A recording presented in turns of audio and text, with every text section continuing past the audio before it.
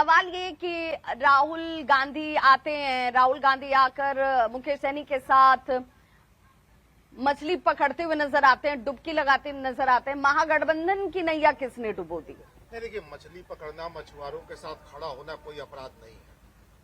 महागठबंधन की नैया नहीं डूबी है। आप हार और जीत का अंतर देखिए। 1500 से 5000 के बीच में हमारे जो जितने उम्मीदवार हारे हैं, तो 98% 1500 से 5000 के अंतर से हारे हैं। ऐसा नहीं है कि लोगों ने हमें वोट नहीं दिया। हाँ, जितने भर का वोट हमें नहीं मिला, और इसके लिए ना तो हम भाजपा को दोषी ठहरा सकते हैं, ना जदयू को दोषी ठहरा सकते हैं। इसके लिए हम दोषी हैं। हम जो बात जनता तक ले जानी हो तो हमें ले जानी है अपनी बात, या अगर उनकी कमियां भी ले जानी है तो हमें ही ले जानी है ना।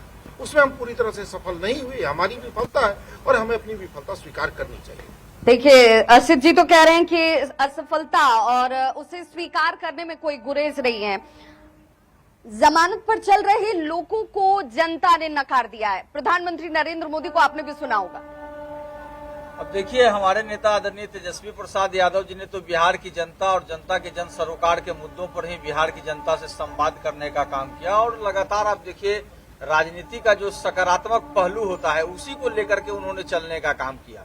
जो 20 वर्षों में बिहार में जो देख लीजिए कि हर पंक्ति पर बिहार जो है अंतिम पंक्ति पे खड़ा था हर सूचकांक में, तो उसकी जो चर्चा होनी चाहिए थी वो चर्चा हुई। बिहार में पलायन, बेरोजगारी, लेकिन बिहार की जनता ने उसे तो स्वीकारा नहीं, तभी तो उसके खिलाफ जाकर मैंडेट दे दिया। ये कारण तो देखने पड़ेंगे ना कि जब प्रधानमंत्री नरेंद्र मोदी जी आते हैं और कट्टा कनपट्टी, क्रूरता, कुशासन की बातें करते हैं, जनता उनके फेवर में रहती है। हमारे नेता आदरणीय तेजस्वी प्रसाद यादव जी एजुकेशन सिटी की बात करते हैं, एग्रो बेस्ड इंडस्ट्रीज की बात करते हैं, आईटी पॉलिसी की बात करते हैं। बिहार की जनता यकीन क्यों नहीं कर पाई आपके इस बात पर? तो ये मैं तो कह रहा हूँ ना कि आखिर यही तो बड़ी वजह है ना, जिसको तलाश करना पड़ेगा कि आखिर क्या बड़ी वजह रही कि जब अमित शाह जी आते हैं, केंद्रीय गृह मंत्री, और कहते हैं कि बिहार में भूमि नहीं है इसलिए इंडस्ट्री यहाँ नहीं लग सकता है। हमारे नेता लगातार कहते रहे कि बिहार में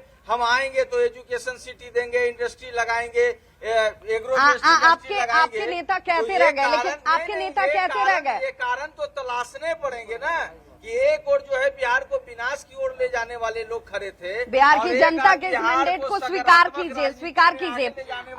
बीजेपी इस प्रचंड जीत के साथ, मैं बार बार कहती हूँ कि जिस जिम्मेदारी पर हम चर्चा कर रहे हैं सुबह से, प्रधानमंत्री नरेंद्र मोदी ने भी कहा कि ये जिम्मेदारी भी है और अब हमें बहुत कुछ करना है, क्योंकि जनता का जो मैंडेट मिला है उससे एक बहुत बड़ी जिम्मेदारी का एहसास सभी को होना चाहिए। बिल्कुल सही कहा आदरणीय प्रधानमंत्री जी ने। और जो लोग बिहार को जातिवाद की धूड़ी मानते थे, उनका यह सोचना बिल्कुल फेल साबित हुआ, क्योंकि इस बार सारे गणित फेल हो गए। जो केमिस्ट्री महागठबंधन लगा रही थी वो केमिस्ट्री भी फेल हो गई, और यहाँ पर विकासवाद की जीत हुई और जातिवाद की हार हुई। बिहार में जो स्पष्ट जनादेश एनडीए को मिला है वो इस बात की ओर संकेत करता है कि अब यहाँ पर स्थिर, स्पष्ट और सुशासन वाली ही सरकार चाहिए, जो कि मोदी और नीतीश की जोड़ी से ही संभव हो पाएगा।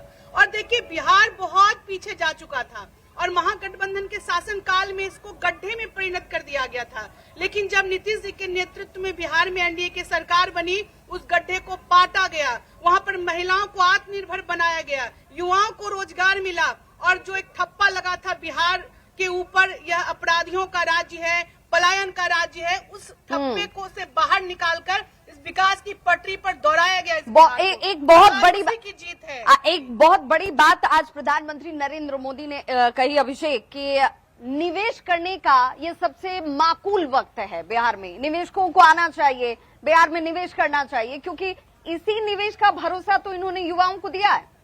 एकदम, अब बिहार में विकास की नई पटकथा लिखी जाएगी। आज के इस ऐतिहासिक और अद्भुत जनादेश के बाद आप समझ सकती हैं बिहार के आम आवाम में, हम सब लोगों में किस कदर जोश भर गया है, और एक नया अध्याय बिहार देखेगा। विकास की एक अलग रफ्तार होगी, डबल इंजन की सरकार होगी। और हम तो कहना चाहेंगे, आपने भी लिखा है बिहार में किसकी बहार। बिहार में बहार है, नीतीश कुमार है, और जिनसे बिहार का माथा हरदम ऊंचा, इनके जैसा नहीं है कोई दूजा, दिल से दुआएं आशीर्वाद और प्यार है, बिहार में बहार है, बहार है। तो बिहार में बहार है, नीतीश कुमार हैं। नीतीश जी के कार्यों को लेकर बिहार की जनता ने साथ दिया है, समर्थन दिया है। बार बार सवाल ये उठता है कि आप लोग उन मुद्दों को खींचते रहे कि भाई नीतीश कुमार जो है समर्थ हो गए हैं, नीतीश कुमार अब बुजुर्ग हो गए हैं, वो सक्षम नहीं है, बीमार हैं, ये जनता ने नकार दिया। सबके बावजूद उन्होंने 10-10 हजार रुपए पहुंचा दिए मतदाताओं के बीच। पैसा लो वोट दो, अगर यही डेमोक्रेसी है तो फिर खरीदना बेचना क्या है? तो 30,000 जो तेजस्वी कह रहे थे वो क्या था? वोट का सौदा क्या है? मैं सीधा सवाल पूछ रहा हूँ कि वोट का सौदा क्या है? ये तमाम चीजें हुई। देखिए, मैं फिर कहूंगा कि सबके बावजूद मैं नीतीश कुमार को दोष नहीं दूंगा। भाई, नीतीश कुमार भी चुनाव लड़ रहे थे और चुनाव जीतने के लिए उनको भी तमाम प्रयास करने का अधिकार है, जैसे हमें है। हम अगर उनकी 100 कमियां भी लेके आए तो उन 100 कमियों को जनता तक लेके जाना हमारा काम था, जनता को कन्विंस कर। अब नीतीश जी अपने खिलाफ थोड़ी जनता को कन्विंस कर, मतलब आप लोग जनता को कन्विंस करने में भी असफल रहे। हम उनकी विफलता को भी ठीक से जनता के पास नहीं ले जा सके, तभी तो हमारी ये गत हुई ना। हम उसको ठीक से ले गए होते तो हमारी ये गत क्यों होती? एक जो सीधी समझ कहती है कि आप लोग डिप्टी सीएम कौन होगा तो सीएम कौन होगा, इन पचड़ों में फंसे रहे। अब देखिए, सीएम कौन होगा, डिप्टी सीएम कौन होगा, ये पचड़ा तो आप सबसे पहले देखिए कि एनडीए में ही चल रहा था और अभी तक जो है सीएम कौन होगा उस पर विधायक दल ही तय करेगा। आज भी मैं आपके पैनल पे जब दिन में बैठा हुआ था, अरे भाई, सत्ता आ गई, जनता ने इतना बड़ा मैंडेट यही बातें हो रही थी, तो इस पर भी जवाब इनको लेना चाहिए। अभी कह रहे थे विकास की नई पटकथा लिखी मतलब जाएगी, अभी भी तो शंका है आपको कि नहीं, नीतीश कुमार नहीं होंगे सुन सीएम? लीजिए ना, ये अभी कह रहे थे ना जदयू के साथी कि विकास की नई पटकथा लिखी जाएगी। तो 20 वर्षों से माननीय मुख्यमंत्री नीतीश कुमार जी को कौन रोक रखा था पटकथा लिखने से? और जो डबल इंजन की सरकार थी, बिल्कुल अब सुन लीजिएगा, आप जवाब दे दीजिएगा। और ये जो डबल इंजन की सरकार थी, तो बिहार में उद्योग धंधे लगाने से किसने हाथ पैर बांध रखा था? प्रधानमंत्री नरेंद्र मोदी जी तो लगातार कहते थे अगली बार जब हम आएंगे तो चीनी मिल से उत्पादित चीनी का चाय बना के पियेंगे। 56 बार 57 बार तो बिहार आ गए, कब चीनी मिल की उत्पादित चीनी से चाय पियेंगे? सिर्फ अब इस बार अमित शाह जी का एक बड़ा बढ़िया रहा कि उन्होंने कहा कि 5 चीनी मिले मैं खोल दूंगा। यही तो मैं कह रहा हूँ कि कारण तलाशने होंगे जिन्होंने इतने वर्षों में एक उद्योग धंधे न रुई का कारखाना न सुई का कारखाना खुलवाए और 5 चीनी मिलों की बात की और जनता ने उनको अपार जनमत देने का काम किया। इसी का तो मैं कह रहा हूँ कि कारण अभिषेक जवाब कि भाई आपने 20 सालों में क्या किया था, अब आप नया कुछ बिहार बनाने जा रहे हैं। चलिए, कुछ बातों को हम प्रैक्टिकली समझते हैं। लोकतंत्र में, सार्वजनिक जीवन में मतदाता जनता मालिक होते हैं।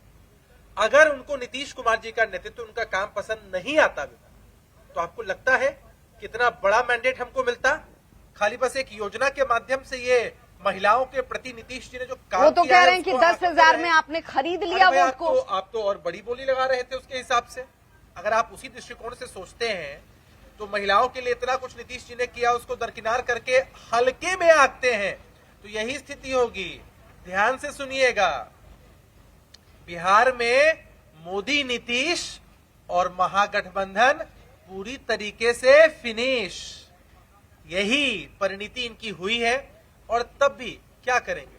मैं तो आभार व्यक्त करता हूं हमारे दोनों साथियों का, बड़ी हिम्मत जुटाकर आए होंगे। इतनी बुरी हार के बाद भी तेजस्वी जी कहीं नजर नहीं आ रहे हैं। मुकेश सहनी जी, डेप्यूटी चीफ मिनिस्टर, कागज का गुड्डा गुड़िया होता है ना, वैसे ही ख्वाबों में उनको डेप्यूटी चीफ मिनिस्टर बना दिया था कि मल्लाह समाज का वोट आ जाएगा। उनके साथ क्या स्थिति पहले तेजस्वी जी ने की कि भाई को बैकआउट करना पड़ा, अब तो 0 सीटें आई हैं। तो हमें लगता है इन लोगों को स्व इच्छा से, स्वाभाविक तरीके से जनादेश का सम्मान करना चाहिए था। बिहार के लोगों ने जो मैंडेट दिया 20 सालों के बाद, किस बात की एंटी इनकम्बेंसी? बिल्कुल प्रो इनकम्बेंसी है और नीतीश जी ने विकास कार्य किए, तभी जनता ने ठोक कर वोट दिया है। मोदी मैजिक कल भी था, आज भी है, क्योंकि मोदी के भरोसे बीजेपी चल रही थी। बीजेपी बार बार ये कह रही थी कि भाई मोदी है तो सबको मुमकिन है। डेफिनेटली हमें आज भी भरोसा है और कल भी रहेगा और कल भी था। और ये जो जीत है ना, ये जनता ने स्पष्ट रूप से ये बता दिया कि बिहार की जनता को कपार पर कट्टा ठोकने वाली सरकार नहीं चाहिए, महिलाओं को अपमानित करने वाली सरकार नहीं चाहिए, यहाँ पर सुशासन की व्यवस्था कायम करने वाली सरकार चाहिए। और ऐसी सरकार चाहिए जिन्होंने महिलाओं को सम्मान दिया, युवाओं को रोजगार दिया और यहाँ की अर्थव्यवस्था को समृद्ध किया और बिहार को विकसित बिहार बनाने का प्रण लिया।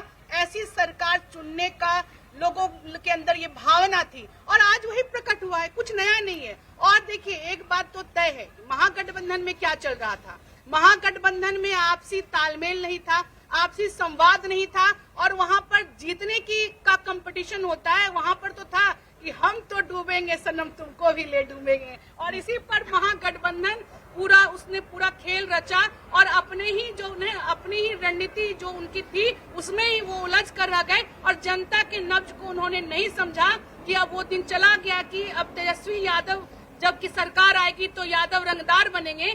ये बात यादव समाज को भी अच्छी नहीं लगी और उनके जो एम फैक्टर है इस जीत ने तो कम से कम असद जी इस बात को तो जरूर तय कर दिया कि जिस जाति के इर्द गिर्द बिहार में राजनीति हुआ करती थी, उस राजनीति से हटकर लोगों ने वोट किया है।